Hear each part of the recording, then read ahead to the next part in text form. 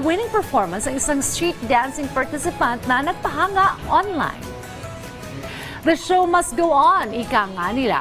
Tulad din ng ipinakita ng isang kalahok sa ginanap na Kabakahan Festival, dyan po sa Padre Garcia sa Batangas. Isa sa highlight ng Kabakahan Festival ang taunang street dancing competition kung saan nagtatagisan pong iba't ibang paaralan sa kanilang makulay na kasuotan at mga kahanga-hangang sayaw.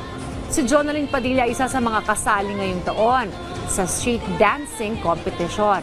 Sa video na kuha ni Mark Dave Salto, makikita si Jonalyn na pagod na at nahirapang huminga. Dumagdag pa rito ang biglaang pagbuhos mo ng malakas na ulan na hamon sa kanilang pagtatanghal.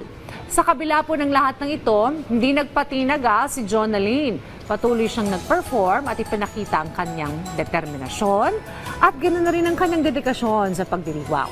Ang video na ito ay mayroon na ngayong more than 5.5 million views.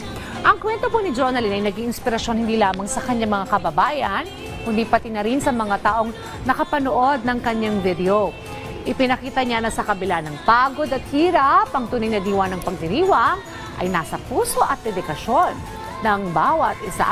Kagaling mo namang kabayan, ano? Talagang the show must go on. Kahit mahirap, ay tuloy pa rin ang pagbibigay ng magandang performance para sa iyong mga kababayan dyan sa Batangas.